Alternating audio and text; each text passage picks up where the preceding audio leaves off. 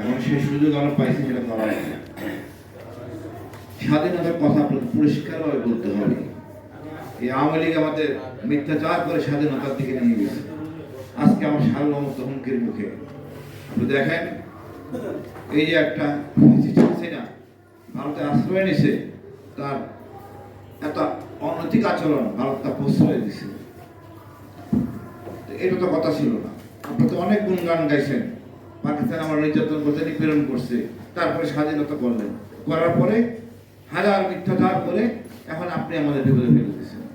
পাকিস্তান তো কখনো আইনগর সৃষ্টি করে নাই, পাকিস্তান তো কখনো এই গুম খুন করে নাই, পাকিস্তান তো কখনো জঙ্গি নাটক করে নাই, পাকিস্তান কখনো জঙ্গি নাটক সৃষ্টি করে নাই। কারা আমাদের নিষ্কৃত করছে? আমাদের বাঙালি, এই আওয়ামী লীগ। আমরা গর্বের সাথে ধারণ করি সবুজ খান ভাইকে। স্বাধীনতার পর তাকে আমরা নানাভাবে বিতর্কিত করছি, বিশেষ করে আওয়ামী লীগ। সবুজ খান না থাকলে আমাদের হয়তো খুলনা থাকতো না আমাদের সাথে। যাই হোক, কথা একটাই, পাকিস্তানের সময় আজকে পাকিস্তান থাকলে আমরা যেমন করে হোক বাঙালিরাই পাকিস্তান শাসন করতো। আমরা ছিলাম 7.5 কোটি, আর ওরা 4 জাতিতে মিলে 5.5 কোটি। আপনি বোঝার চেষ্টা করেন মূল্যায়নটা। পাকিস্তান তো আমাদের, পাকিস্তান তো পশ্চিমাদের না, পাকিস্তান তো আমরাই সংখ্যাগরিষ্ঠ। এই কথাটা আমরা বলতে পারি না, একটু বলা উচিত। 4 জাতি মিলে যেখানে 5.5 কোটি, আমরা এক জাতি হলো 7.5 কোটি। কে কার থেকে স্বাধীনতা নেয়?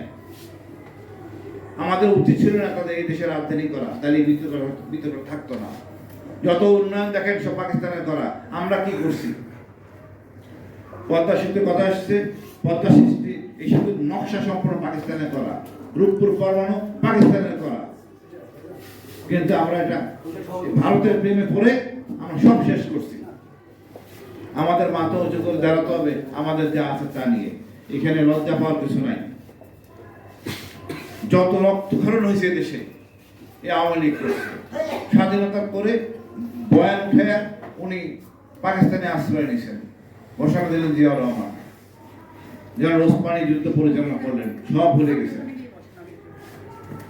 এবং ফাইনালি আমি এইটুকু মনে করি, আমাদের ইতিহাস ধারণ করতে হবে। ইতিহাসটা আমরা সামনে যেতে পারবো না। আমি মুসলমান, এটাই আমার দল, সেটাই মুসলিম লীগ। আমার একটা ছোট দল আছে, তার চেতনা দিয়েছে ইসলামী জাতীয়তাবাদ। শুরু করছি আমরা নওয়াব সলিমুল্লাহ থেকে। সৌভাগ্য থাকলে আমরা ছোটখানে কবরে যাবো, আমার খেয়াল কবর দেখা যায় স্টিমারে গেলে। আমরা ইতিহাসটাকে সম্মান করি। আমাদের বাঁচতে হবে মুসলিম হয়ে। এই জন্য মুসলিম লীগ, আপনারা ঐক্যবদ্ধ হন। আপনাদের অবস্থা দেখতেছি অনেক উন্নয়নের দরকার আছে। বাস করি বাংলাদেশে মুসলিম লীগ হিসাবে। কথা হলো, আমরা ওই ভারত প্রেমে যাবো না। আমি তো যাই নাই কোনোদিন, যুদ্ধের জন্য গেছি অনেক সময়, কিন্তু কখনোই না ভারত ছাড়া আমরা চলতে পারবো। আজকে সার্বভৌমত্ব এমন পর্যায়ে গেছে, পাকিস্তানের থেকে বিমান কিনবো, জঙ্গি বিমান, কি খুশি আমরা। ওটা তো আমার ছিল, লজ্জা লাগা উচিত। আমি আমার সার্বভৌমত্ব রক্ষা করতে পারতেছি না। আমি চীনের দিকে যাচ্ছি, একবার পাকিস্তানের দিকে যাচ্ছি, তো কেন একে স্বাধীন হয়েছিলেন? এটা ধরা উচিত। কেন স্বাধীন করছিলেন আপনারা? আর আমার খাওয়া দিতে পারতেছেন না, আমাদের বিপদে ফেলে দিচ্ছেন জনগণকে। আমি আমার ধর্ম নিয়ে বিপদে, দাড়িটুকু রাখলে জঙ্গি। আমরা এখান থেকে বেরোতে চাই, মানুষের বাঁচতে চাই। আমাদের বেঁচে থাকার একমাত্র পথ হবে আমরা মিথ্যা কথা বলা মহাপাপ, এটা ধারণ করি।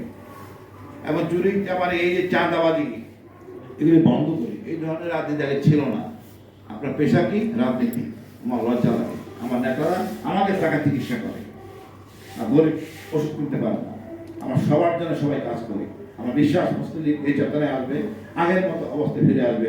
ধন্যবাদ। আসসালামু আলাইকুম। ভাই ওই টিস্যু বক্সটা সরান।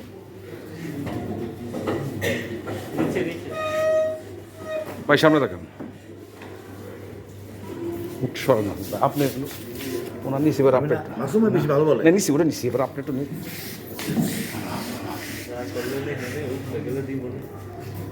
ও থ্যাংক ইউ ভাই, কষ্ট দিলাম। এবার বসে বক্তব্য দিব।